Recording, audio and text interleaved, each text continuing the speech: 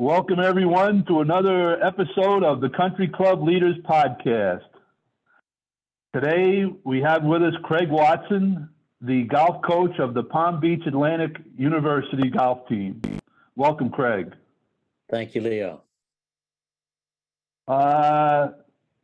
Craig, before we get started on everything, you have some good news to tell our listeners. You have a champion on your team this year. Well, we had some great fortune. We had a great player, Andrew Riley, who out of high school came to Palm Beach Atlantic and was right off the bat the best player we've had in our history, and was the number one player for 2 full years. Last year, he qualified to play in the regional postseason tournament as an individual and played well. We were up in Georgia, Valdosta, Georgia. And then this year, again, was one of the best players in the South and the Southeast region. And although our team did not qualify for postseason play, we thought we would, but got inched out in our conference championship. Andrew still qualified for regional play. It was done just south of us in Fort Lauderdale at a beautiful course called Grand Oaks. Well, Andrew started out with 62, 8 under, finished 9 under, and won the tournament, which then qualified him for the National Division II championship. And he won the darn thing. He was 1 shot behind after 1 round and 1 shot behind after 2 rounds, but then played a brilliant final round and wound up winning by 2 shots. So it's the first national championship for Palm Beach Atlantic. We've had numerous sports here, both men's and women's programs, that have made it all the way to the national championship, but not pulled it out. So we felt very blessed that God decided that Andrew and PBA were going to come out on top, which we did. And it's been really an exciting, almost a month now since he's done it. Really, it was a great accomplishment for Andrew, for myself, our team, and also our school. Beautiful. Did I hear you right? He shot 62 at Grand Oaks in the regional tournament? In the first round, he shot 62, but ironically, that was on I think that was on a Thursday, looking back, and on Monday of that week, a couple of the players and Andrew and I played over at Palm Beach Country Club, and Andrew shot 61, which was a course record. Wow. So wow. A 61 and a 62 in the same week, and he just was firing on all cylinders. We've been working a lot with a nice piece of technology called a Flight Scope G Quad, and we've been zeroing in on his distance wedges. These guys hit even their wedges almost 150 yards now. It's crazy, but we've been working hard on it, and it just seemed to work out. When you win, a lot of things have to fall into place. Winning requires luck. You have to have a good strategy. You need to stick to it. But one interesting thought that I felt during it is I remember hearing so many NFL quarterbacks talk about how the game slows down for them sometimes when they're in those winning performances. And we were both so relaxed.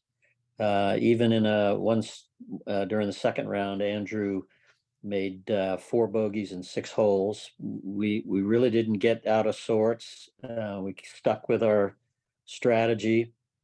He wound up finishing reasonably well the second round. And we just kind of felt like it was our week. It was an unusual feeling. You can't just decide that you're going to win, and you can't just decide that you have a calmness in this competitive situation, which usually is high anxiety.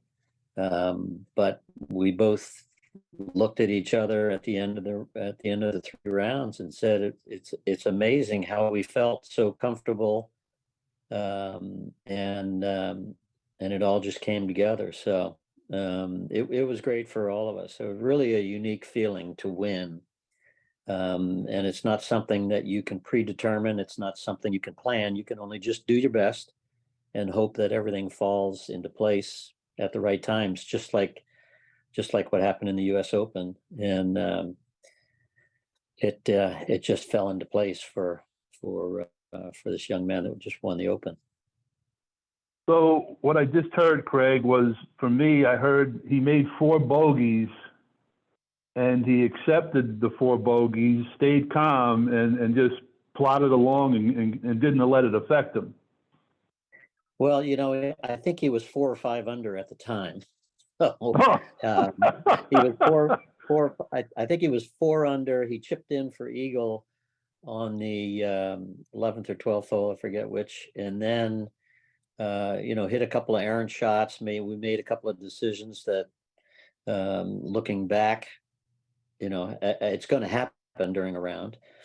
And he made 1 birdie in that stretch, and we just never lost sight of the end game, which he didn't shoot himself out of it. 4 bogeys in 6 holes never really seems to be advantageous, but when you're 4 or 5 under par, it just brings you back into where everybody else is. So we really never saw it as a time that we had lost the tournament.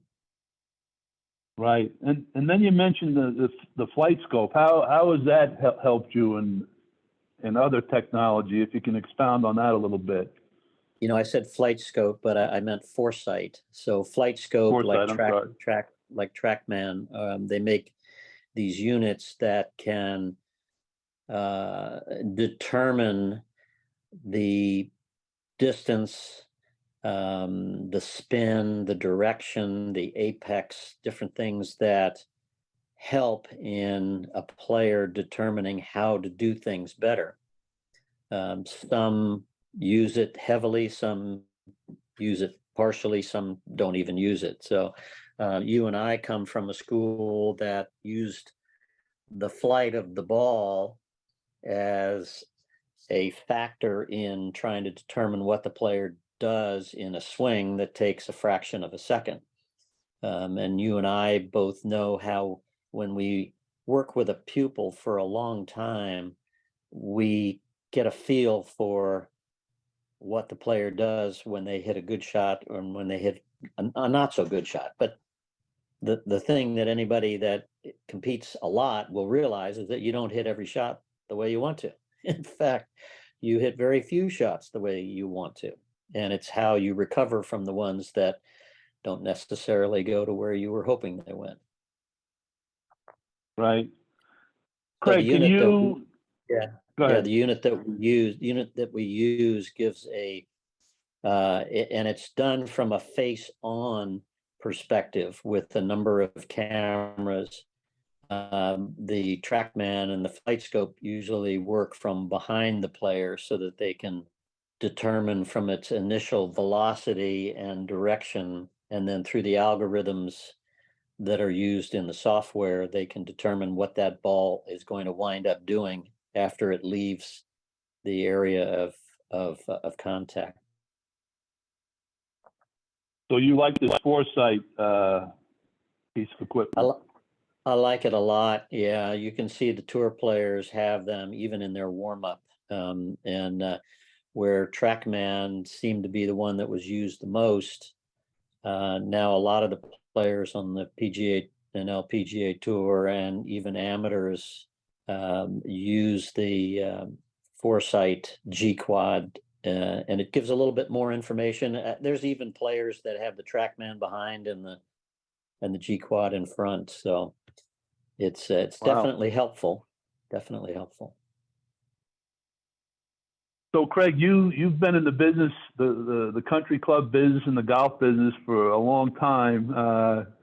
Can you walk us back from your childhood up till today, and walk us through your travels through the golf industry and up till today? Well, I was blessed to have a father who was a great college player, a great professional player, and wound up being the pro at 5 exclusive clubs in the Met section of the PGA where you were first met. And the story that he told was that after World War II, he went to the University of Texas and was one of their top players there for years, and under Harvey Penick, who a lot of people know from the Little book and the other books, the pro at Austin Country Club at the time. So Dad, after college, was out in California playing in a tournament with Jackie Burke and I think it was LA Country Club that just hosted the US Open. And Jackie talked my dad into coming to New York and being an assistant pro for him, and which my Wow. dad jumped at. And he went up there and he met my mom, and we were raised in Westchester County. Dad told a story about Jackie Burke, who came to Metropolis Country Club, a very exclusive club in White Plains. And while he was going over his summer schedule of being away, the members were disappointed because they wanted him to be there all the time. And Jackie decided not to be the pro. So my dad was a head pro before he was an assistant pro. And we had a lot of fun. We had a lot of fun through the years. There were assistant pros like Jim McLean, and other players from the University of Texas that came up through the pipeline of the golf business through my dad. And my dad would always say that he missed something in his career, and someday I'm going to be an assistant pro. And we used to laugh at that one. And he finally got his dream come true. Later on, he became an assistant pro at Jonathan's Landing for Freddie Harkness, who was a longtime friend of ours. And Dad finished up his career living at and spending a lot of time with the members at Jonathan's Landing. It was a great time in his life and also ours. So I got into the golf business because that's all I knew. And after 4 years of college at Rollins College, playing the soccer team and the golf team, decided to turn pro, was an assistant pro for my dad for a few years, and then was lucky enough to get a job in Long Island at the Creek. And John Pickett, who started Cablevision, hired me. Joe Dye was the golf chairman and the selection chairman. I was selected there. After 6 years there, I decided to go back to Westchester and run the facility while my dad was the director of golf, in hopes that they would hire me when he retired, which they chose not to. And so I got out of the golf pro business, but was lucky enough to have met a guy named John Ashworth, who hired me as a rep for the New York State territory. And I had a 10 or 12-year career as an independent rep in the Met section in all of New York. Was lucky enough to have met the right people at the right time. Then we decided, once my kids were in and out of college, to move to Florida full time. Decided to do some different things. I was a real estate agent for a little while. I sold low voltage electrical systems for a little while, and decided one day that I was still a golf pro, and the PGA lets you reinstate your PGA membership, which I had actually declined from and dropped out of the PGA for 10 years or so, and got my amateur status back. I played in a mid-amateur and also Senior Open, US Senior Open, as an amateur. But when Kent at that time decided to get back in the golf business, needed a place to be a pro, and I was lucky enough to run into someone who had started a facility here in West Palm Beach called the Children's Golf Foundation. And it was built on a landfill that was built for handicapped children and disabled veterans. And so I started to teach there, and was lucky enough to bring the first T chapter or the first T curriculum into the chapter, which now has allowed the facility to raise enough money to be a huge first T chapter, now encompassing Broward, and also up north of Palm Beach, a huge one that's now called the, I can't remember, It's the Gold Coast chapter, I think, or the Emerald Coast chapter of the First Tee. And then again, I was lucky enough to be considered to be the golf coach here at Palm Beach Atlantic 10 years ago, and started a women's team for the first time and rejuvenate a men's team that had gone away for a long time. And now we've kind of hit a great milepost, and having now a national championship. So it's a long road, and it's been filled with people that God placed in my direction, and I was lucky enough to take advantage of all of those. Yeah, I enjoy hearing all the stories of how people got through their careers in the club industry, and from the outside looking in, it looks easy to people, but it's a lot of work, a lot of hours, a lot of commitment, a lot of relationships, and yours is no different than most others. And that was an interesting path you took there. Greg, how does your program at Palm Beach Atlantic, how does that help your student athletes? What separates you from other programs? The reason that someone comes to Palm Beach Atlantic encompasses a few different things. So we're a private Christian facility, but you don't have to be a Christian to be a student here. It's a very diverse society of believers in something. And there are Christians here, there are Jews here, there are Muslims here. There's not many agnostic. There's not many that don't believe in something, but there are a number of people here where Jesus Christ is the center of their life and their future.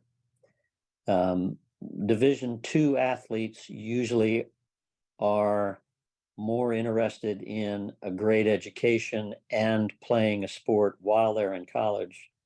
And that's usually a little different from a bigger Division I program, where the student athlete is hoping to get a good education while they're preparing for the National Football League or Major League Baseball or the PGA or LPGA Tour. So one of them weighs more heavily in athletics. Not that academics aren't important, but in a Division II, they tend to be more using golf as one of the activities while they're getting an education.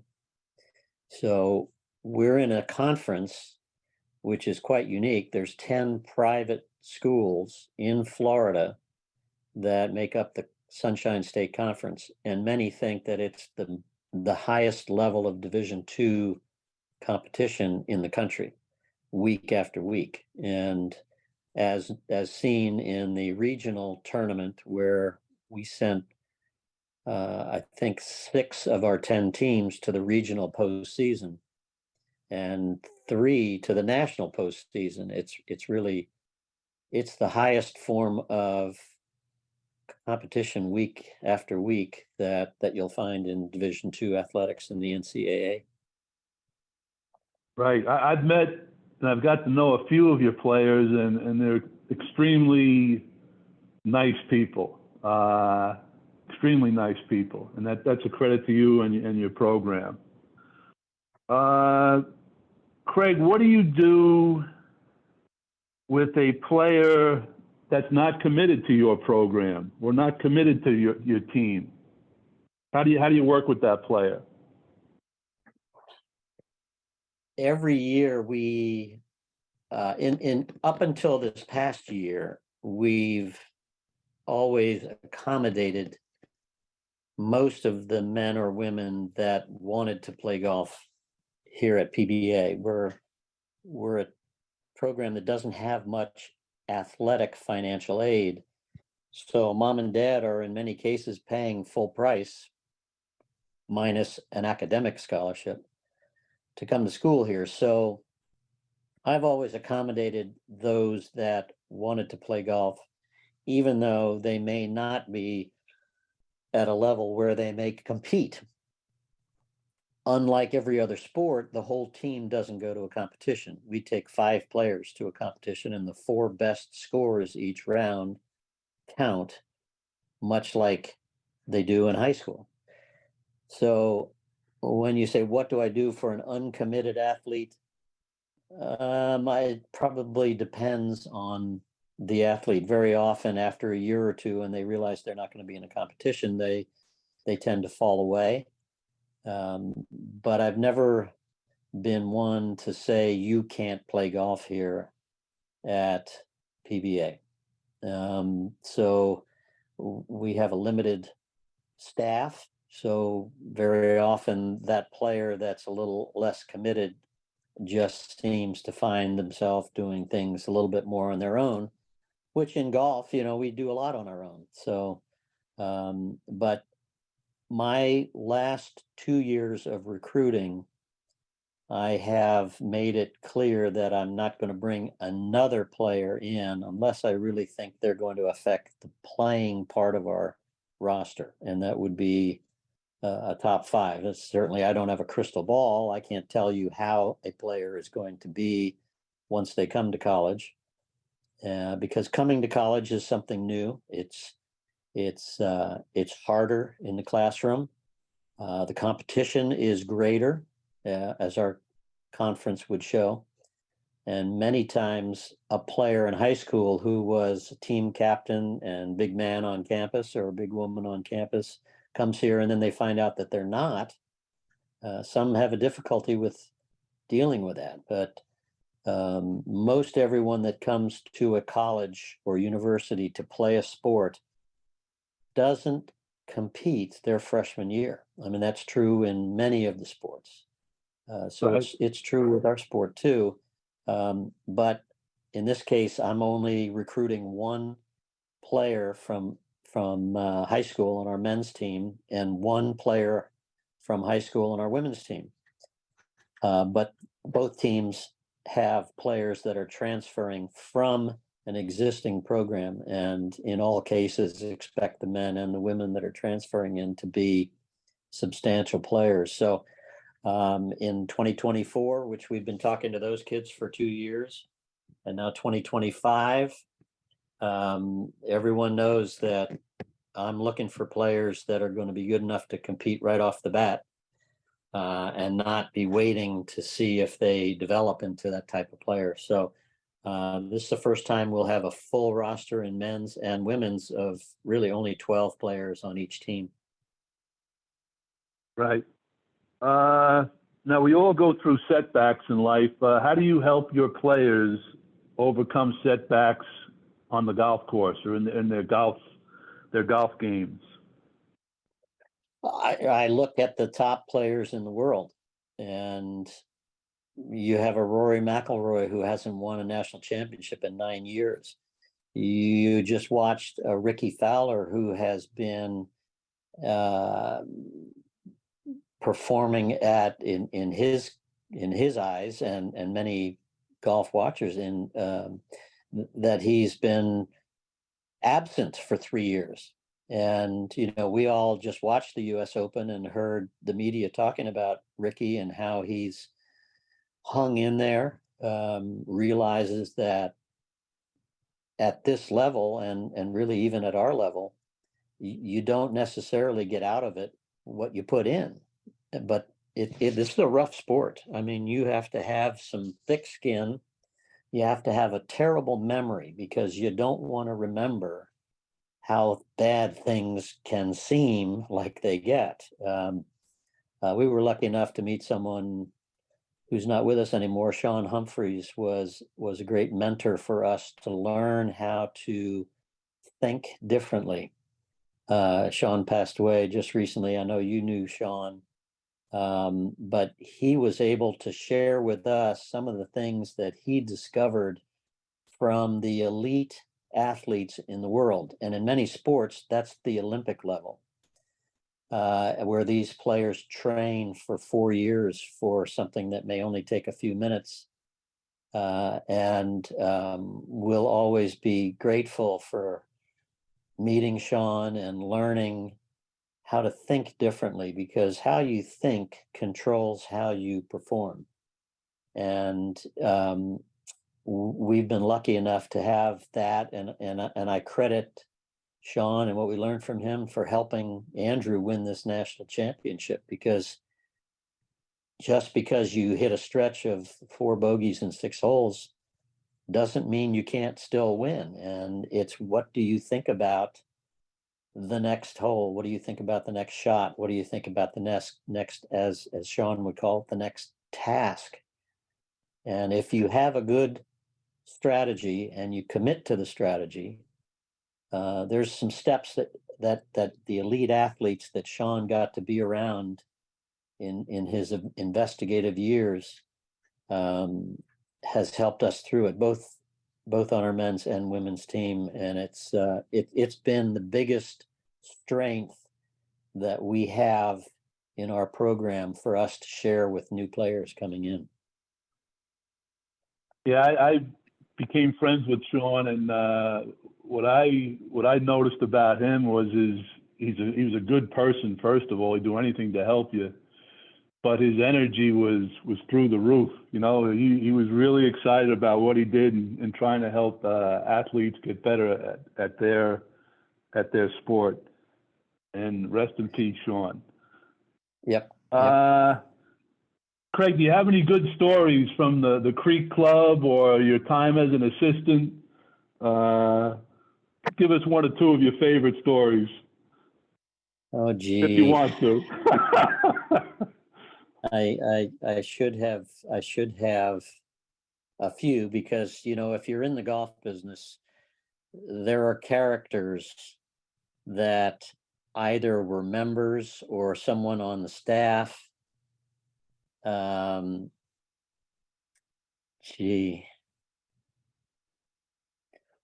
we go through the rest of this podcast, one or two will come out, I'm sure.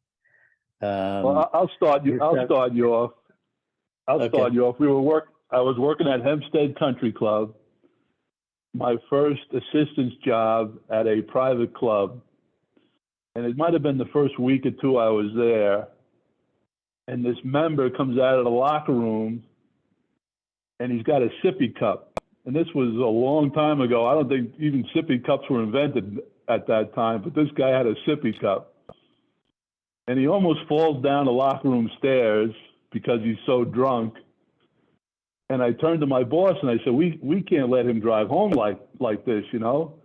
And my boss turns to me and says, Leo, he's not going home, he's going out to play.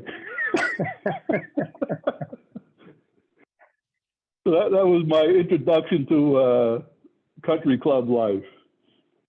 Amazing. Do you have anything like that? Gosh, I don't.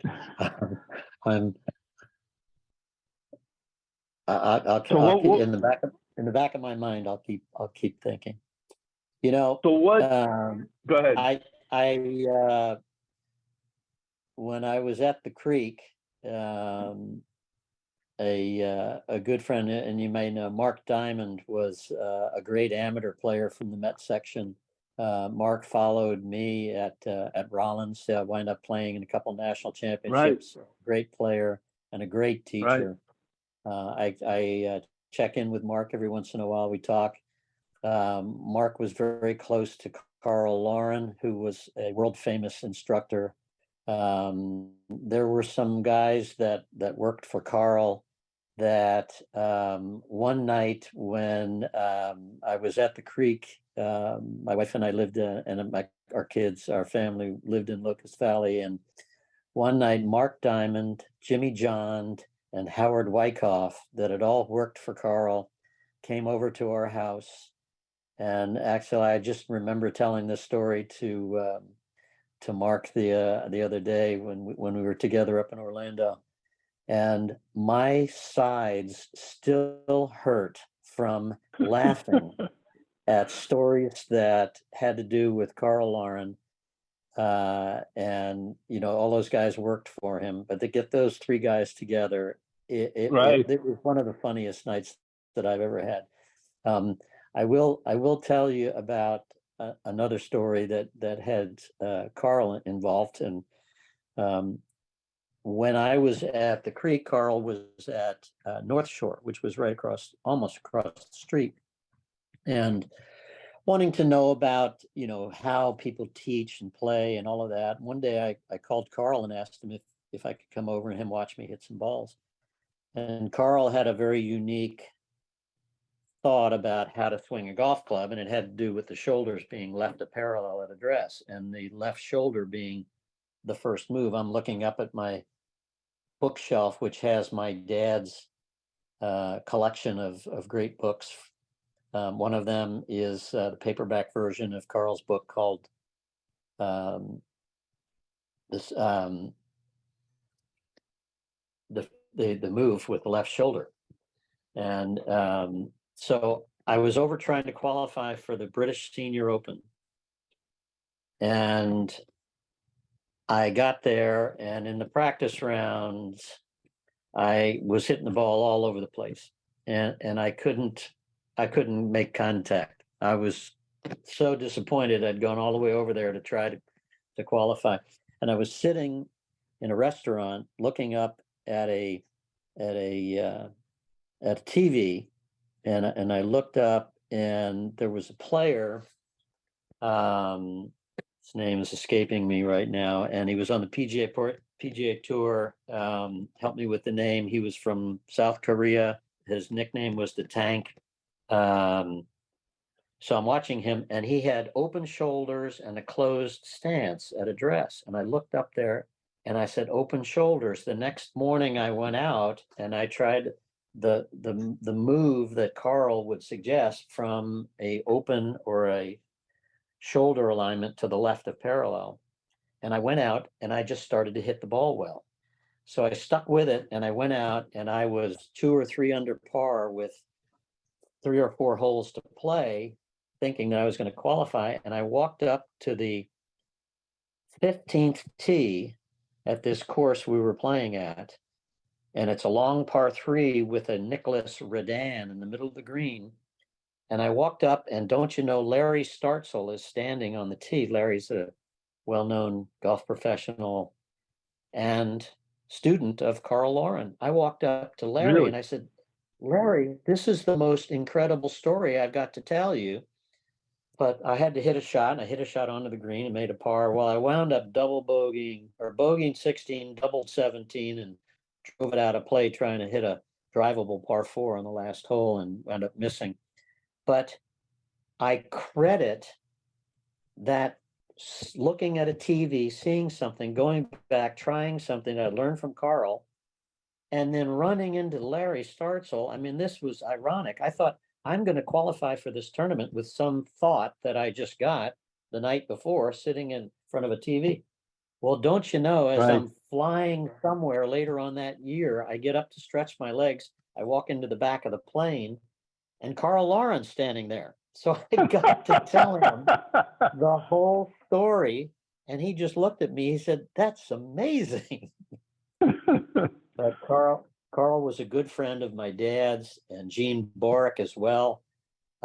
We once went to a tournament in Barranquilla, Colombia, and it was at a course where all of these pros had played in a past generation. And we got to sit around a plane, and after the rounds with Gene Boric, Carl Lauren, my dad, Tom Joyce, and all of these guys would just get together and talk about the PGA Tour back in the 40s, the 50s, and the 60s, where there were so many characters and so many fun stories. That was one of the greatest trips of my lifetime.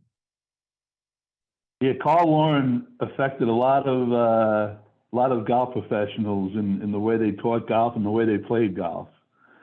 No and I think question. you could have charged it. You could have charged admission for having James John and Mark Diamond and Howard Wyckoff in the same room. That must have been a pretty good night that night. My side still hurt. We laughed so hard.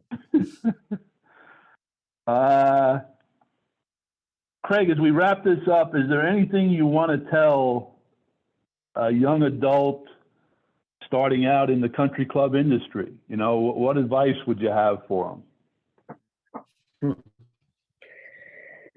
If you want to be the best at anything, you've got to work harder than everybody else. There's no magic pill. There's no technology that everybody doesn't have already. You know, in the years that I was an independent rep, I was lucky enough to meet a rep in Fort Lauderdale who was also an Imperial headwear rep. Jim Maitland was an icon in the business of golf sales. He had some great products. There's no question about that. But I asked him, I said, Jim, why are you the biggest? Why are you the number one rep in every company that you're a rep for? And I remember him saying, I don't know anything that anybody doesn't already know, but I get up earlier and see more accounts and come home later than anybody else. And you have the ability to do that.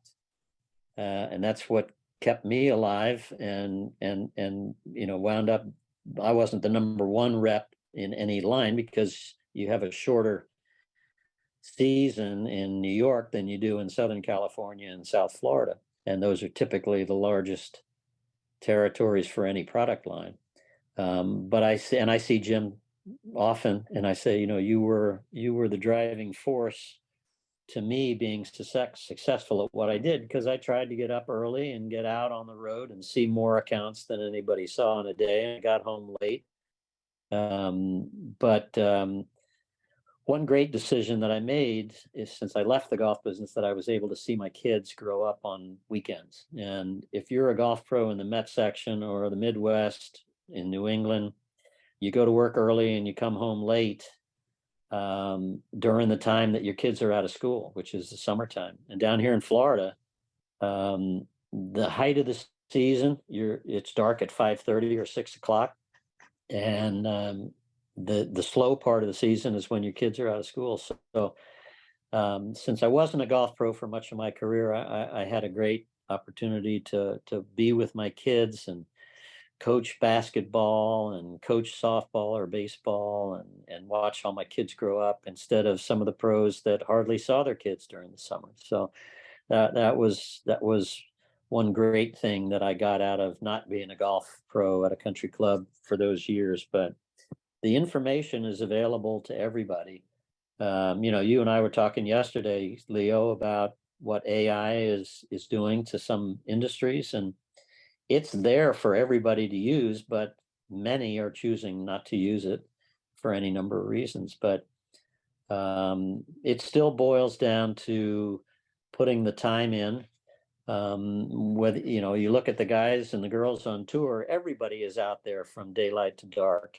Every one of them has short game coaches, putting coaches, nutritionists, conditioning coaches. You know, everybody's got a cadre of specialists that helping them. And, you know, everybody can't be the number one player in the world. Everybody can't be the number one, you know, company or the product line or the service. Everybody, but it doesn't mean you can't train like the best. We don't have the best athletes in NCAA golf, but it doesn't mean that we can't train like the best. And that's what we do here at PBA. We, thanks to what we've learned from Sean and what I've learned from my dad, what I've learned from a number of different professionals. One thing that I keep in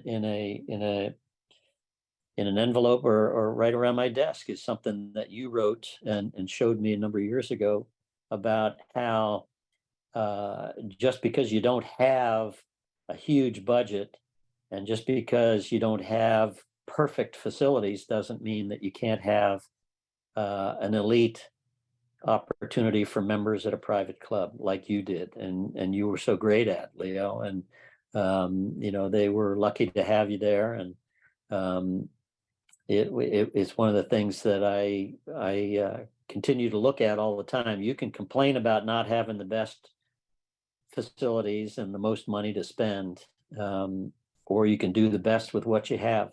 And I think that's what we do here. It's what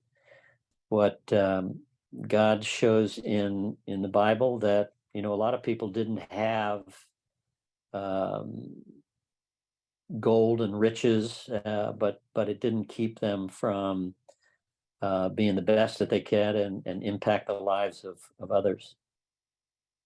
Well said. And in closing, I would say if there's any parents out there that are considering sending their son or daughter to college and to play golf, there's no better place to send them than Palm Beach Atlantic, and to work with Craig Watson. You can trust Craig to take care of your kids, and they'll walk away much better people. Craig, thanks for being with us today. We appreciate it. Thanks, and Leo. hopefully we'll see you out on the golf course. I can't wait. I'll have my 5 iron. Enjoy the rest of your day. Thanks, Leo. Bye-bye. Bye-bye.